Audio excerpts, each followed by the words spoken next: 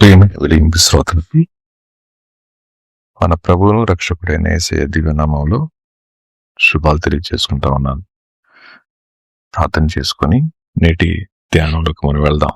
మమ్మల్ని మిక్కిలిగా ప్రేమించిన మా ప్రియ పరలోకపు తండ్రి, మీ ఘనమైన శ్రేష్టమైన అత్యున్నతమైన నామానికి వందనాలు స్తోత్రాలు చెల్లిస్తా ఉన్నాను ప్రభా. మరి ఒక వారం మీ మాటలు వినడానికి మాకు ఇచ్చిన ఈ సమయం కొరకే స్తోత్రం చెల్లించుకుంటూ, వింటున్న మాటలు మా అందరి ఆత్మీయ జీవితాల్లో దేవ ఆలోచించగలగడానికి, సరి చేసుకోవడానికి, దేవ నేర్చుకోవడానికి మీరే కృప చూపిస్తూ రమ్మని ఈ సమయాన్ని దీవెనకరంగా చేయమని వేడుకుంటూ యేసు ప్రభు నామములో ప్రార్థిస్తున్నాం తండ్రి, ఆమేన్. ప్రియ శ్రోతలు, గత వారం మనం శక్తి, యుక్తి, కుయుక్తి అనే మాటల్ని జ్ఞాపకం చేసుకుంటూ సంసోను గారి యొక్క జీవితం నుంచి వాటిని మనం చూడటం మొదలుపెట్టాం. ఈ మూడు విషయాల్ని మనం అనుదిన జీవితంలో సరిగా హ్యాండిల్ చేయకపోతే, లేదా ఈ మూడింటిని మన జీవితాల్లో కలిగి మనమే గొప్పవారంగా ఫీల్ అయితే మనం నష్టపోయే విషయాన్ని గత వారం మనం ప్రారంభించుకున్నాం. శక్తి అనే పదానికి ఇంగ్లీష్లో స్ట్రెంగ్త్ ఆర్ ఎబిలిటీ అనుకోవచ్చు, బలము లేదా సామర్థ్యం. ఒక మనిషి యవ్వన కాలంలో ఉన్నప్పుడు అత్యధికంగా నమ్ముకునే ఒక విషయం. ఆ శక్తిని కేవలం ఆశ్రయించి దేవుణ్ణి మనం విసర్జిస్తే మన జీవితాల్లో పొందుకునేది నష్టం మాత్రమే. అలాగే యుక్తి అంటే ఇంగ్లీష్లో అర్థం strategy or clever method. Strategy or cleverer method అని దాన్ని ఇలా ఆలోచించవచ్చు. Smart thinking or wise planning. తెలివిగా ఆలోచించగలగడం, తెలివిగా ప్రణాళిక రచించడం అనే మాట. యుక్తి అనగా తెలివిగా ఆలోచించడం లేదా తెలివిగా ప్రణాళిక వేసుకోవడం. మరి కుయుక్తి అంటే ట్రకరీ ఆర్ డిసెప్షన్, మోసం అనుకోవచ్చు. దీనికి ఇంగ్లీష్లో ఇలా అనుకోవడానికి అవకాశం ఉంది. Using intelligence in a wrong way or deceitful way. కుయుక్తి అంటే మనకున్న జ్ఞానాన్ని తప్పుగా ఉపయోగించడానికి మనం చేసే ప్రయత్నాన్ని కుయుక్తి అంటాం.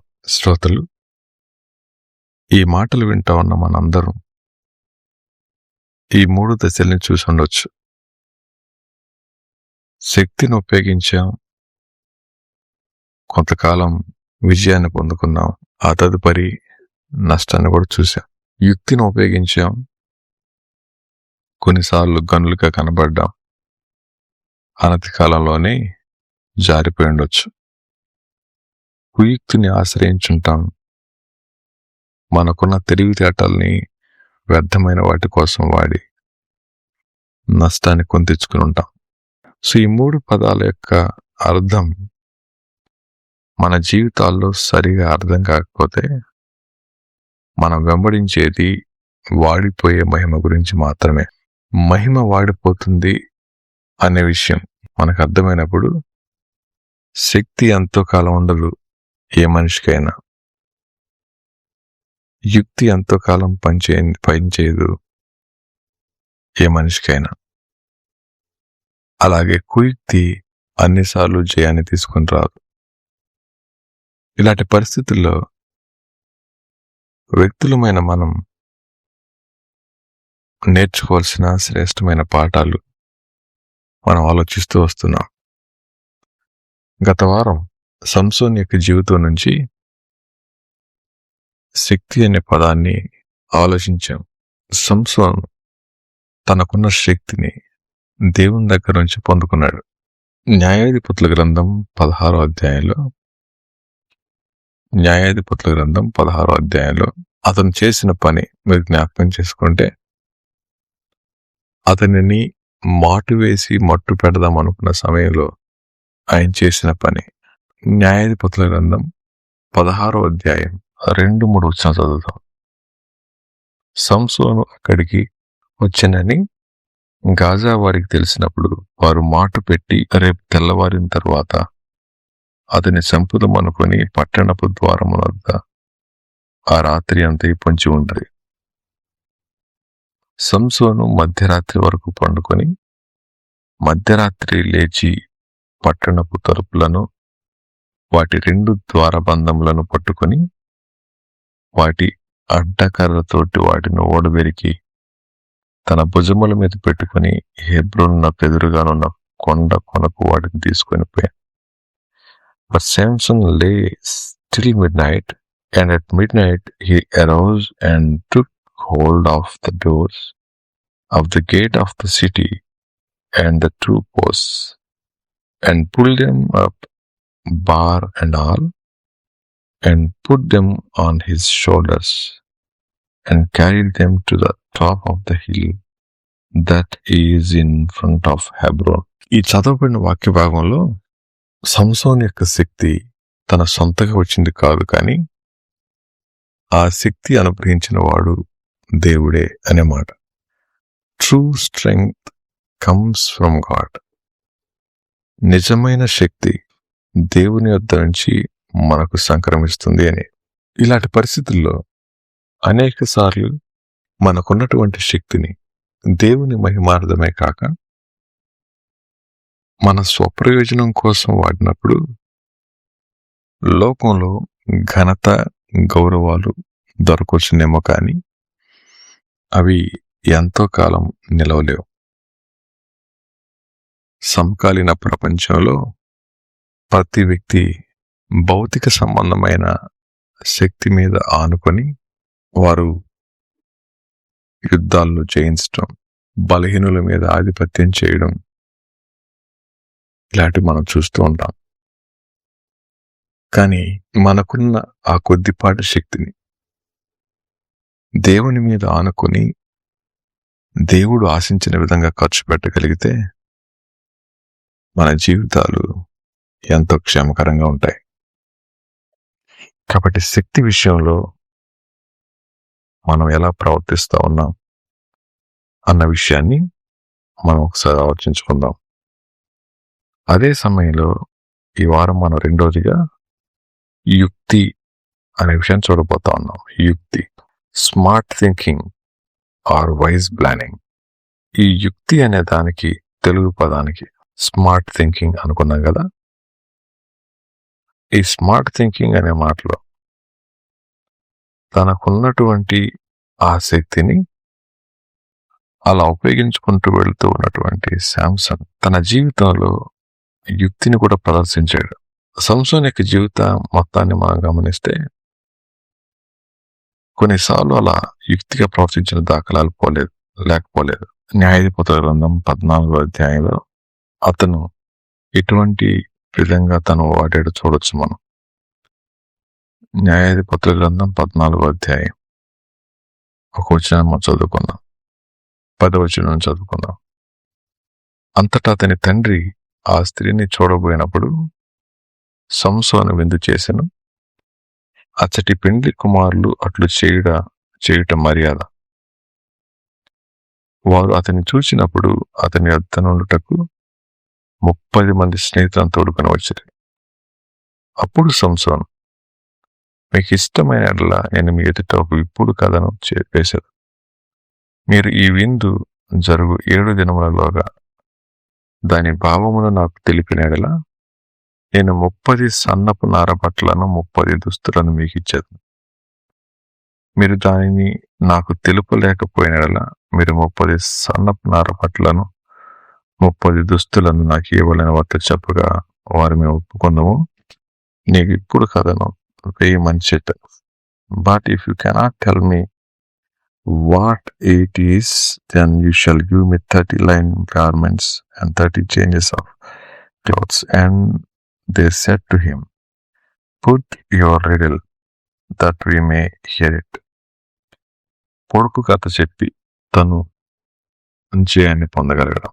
శాంసన్ తన జీవితాల్లో కోల్పోయిన విషయం ఏంటంటే కన్సిస్టెన్సీ, నిలకడ. యుక్తి నిలకడ లేకపోతే ఆ వ్యక్తి ఎదుర్కొనేది అపజయాలు మాత్రమే.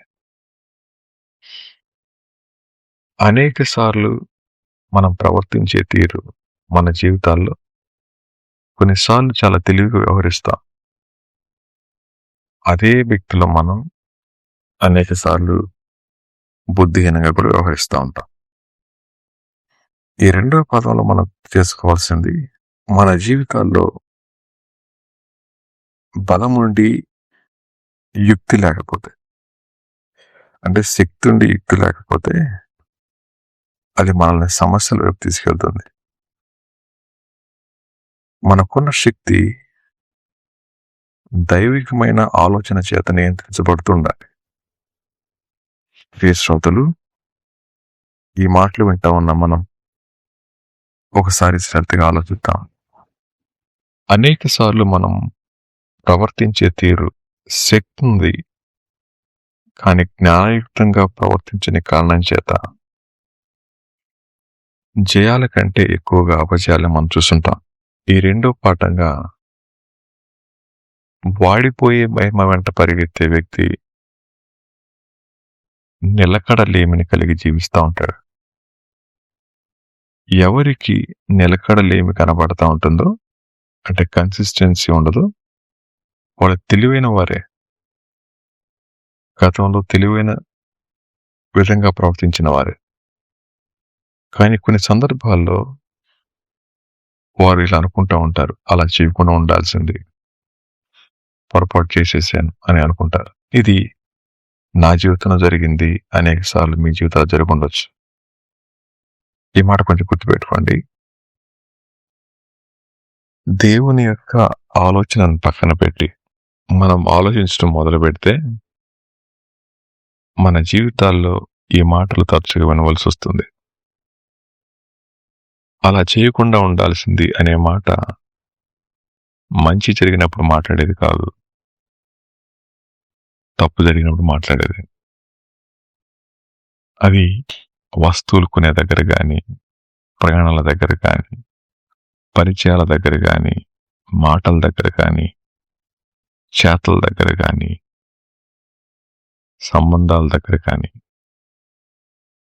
దేవుని మీద ఆనుకొని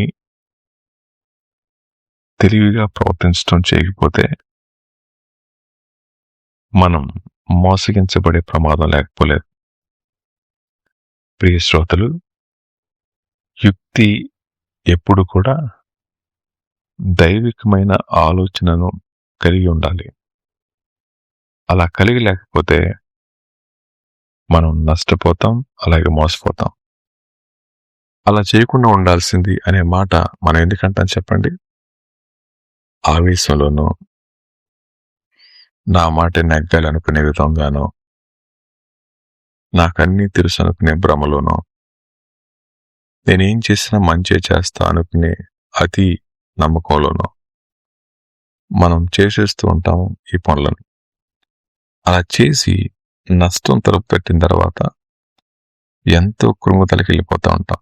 ప్రియ శ్రోతలు, ఈ దినాన్న ఈ మాటలు వింటూ ఉన్నప్పుడు ఈరోజు మన జీవితాల్లో కొన్ని నిర్ణయాలు దేవుని మీద ఆనుకొని ఆధారపడి తీసుకునే కారణం చేత మనం అనుభవించే నష్టానికి కారణం కాదంటారా?